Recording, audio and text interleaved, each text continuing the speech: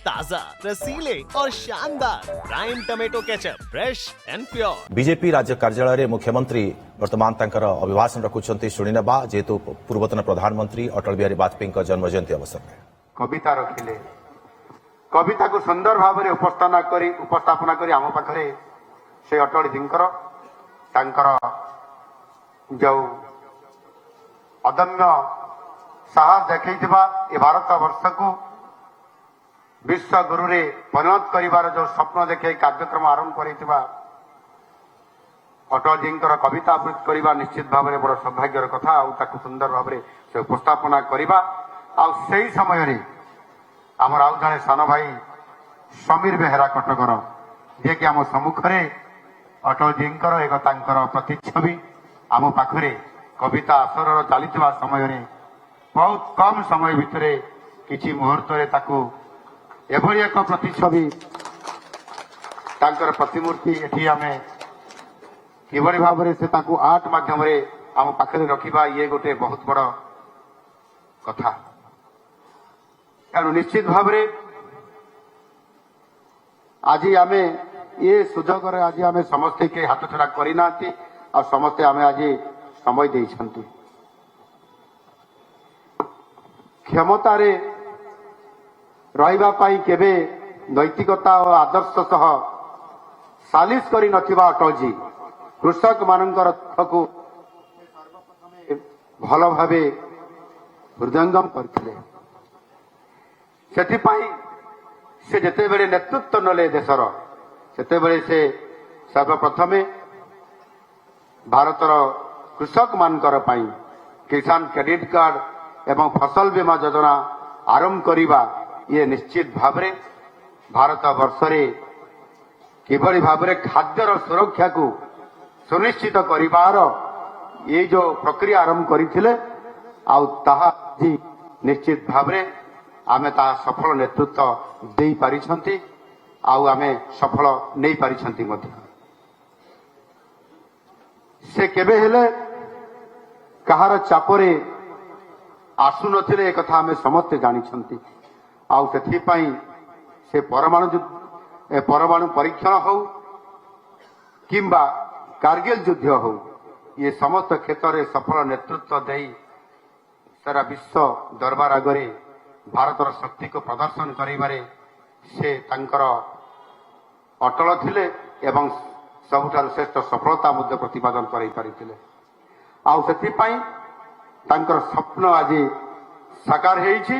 एवं आउ जो स्वप्नर कथा को आज आमे ताको साकार करिबा पई आज आमे समस्ते एथिरे अंटा भिड़ी बाहरिछंती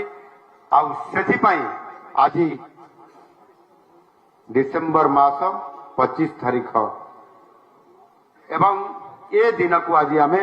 तांकर जन्म जयंती हिसाब रे आमे पालन करिबा सहित तांकर जो श्रेष्ठ नेतृत्व तांकर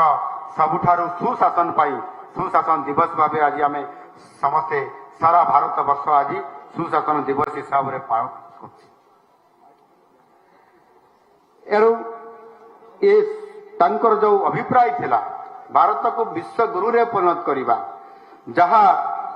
स्वामी विवेकानंद कहिथिले से आरंभ करिथिले आउ आज आमर एहाकू से प्रयास करिथिले एवं आज ताकू साकार करछंती आमर यशस्वी प्रधानमंत्री श्री नरेंद्र मोदी जी ताकू पूरण करिबा पई से लागिछंती एवं आमे समस्ते आज आमे तांकू कोटि कोटि भारतीय जनता पार्टी कार्यकर्ता आमे समस्ते मन प्राण दे समर्पण भावना रखिकरी आमे भारतीय जनता पार्टी रे थाइकरी ताकू यशस्वी करैबारे निरविच्छिन्न भाव रे ये उद्यम आमे जारी रखिछंती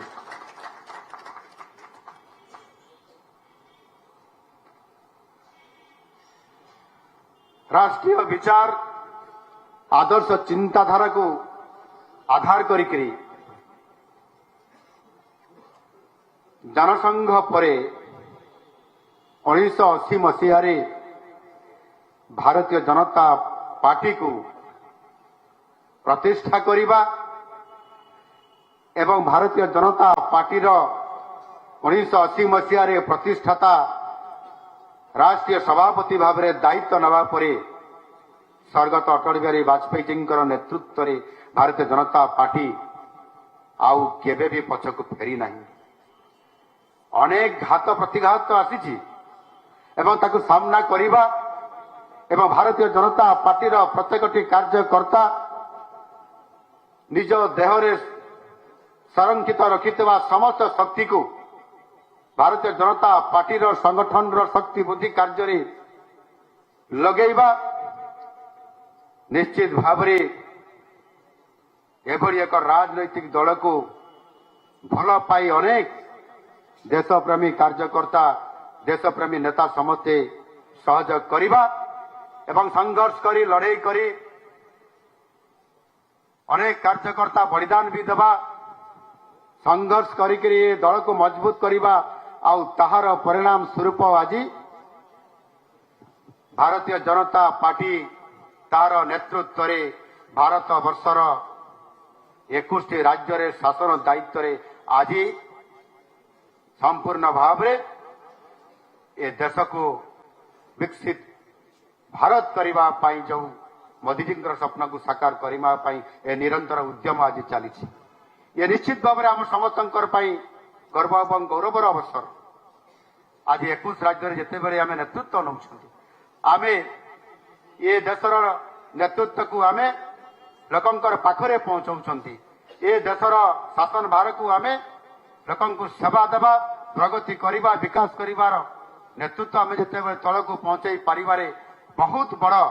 ଅବସର ଆମକୁ ମିଳିଛି। ଆଉ ଇଏ କାମ କରିବାର ପ୍ରୟାସ ଇଏ ଧୀରେ ଧୀରେ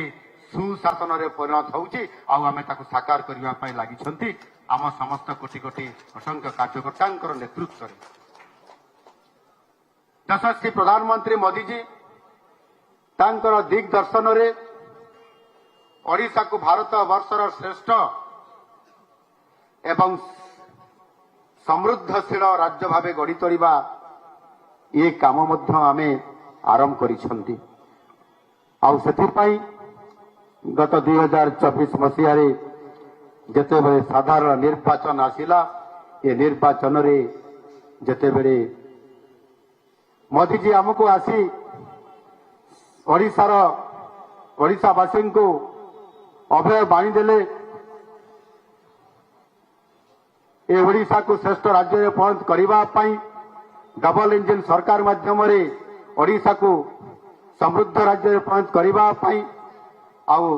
ତାହା ସାକାର ହେଲା। ଓଡ଼ିଶାବାସୀ ତାଙ୍କର ସେଇ ମୋଦିଜୀଙ୍କର ଯେଉଁ ଓଡ଼ିଶାକୁ ଡବଲ ଇଞ୍ଜିନ ସରକାର କରିବାର ଅଭିଳାଷକୁ ପୂରଣ କରିବା ପାଇଁ ସମସ୍ତେ ତାଙ୍କୁ ପୂର୍ଣ୍ଣ ମାତ୍ରାରେ ସମର୍ଥନ ଦେଲେ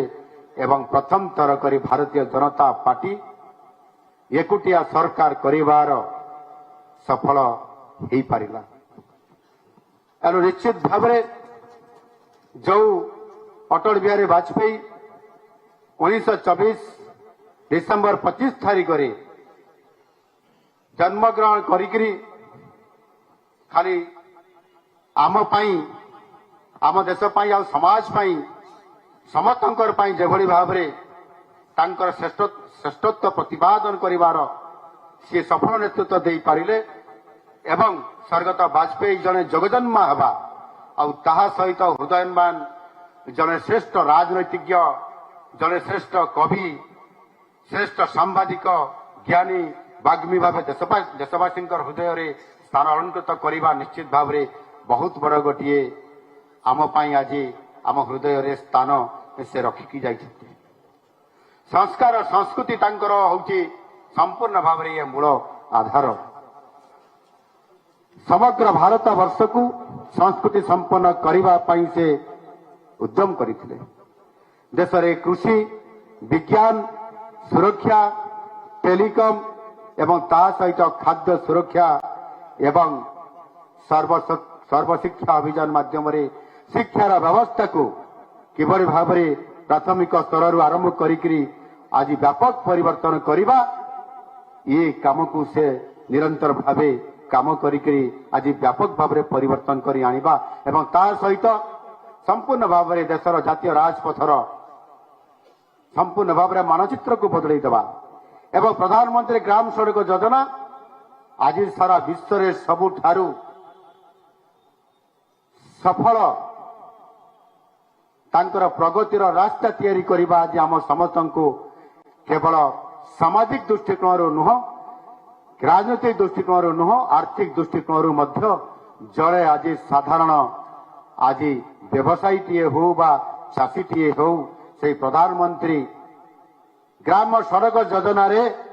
ବା ତାକୁ ଆଧାର କରିକରି ଆଜି ଅର୍ଥନୈତିକ ଦୃଷ୍ଟିକୋଣରୁ ଆଜି ଭାରତ ବର୍ଷ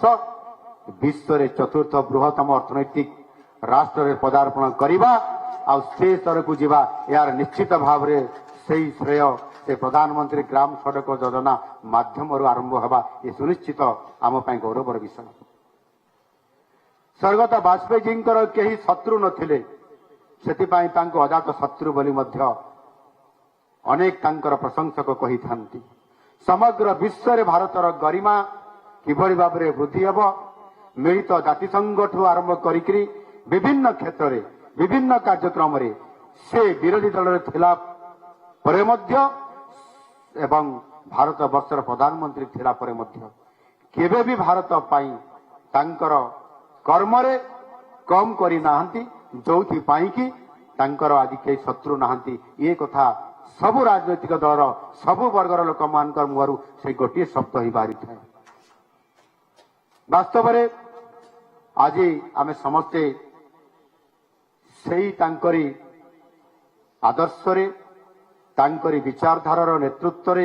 ଆଜି ଆମେ ସମସ୍ତେ ଭାଗିଦାରୀ ହେଇ ଚାଲିଛନ୍ତି। अच्छे टमाटर होंगे पार, दागदार हो गए बाहर, ज्यादा पकने वालों की हो गई हार। ताजा रसीले प्राइम का दावेदार prime tomato ketchup, fresh and pure.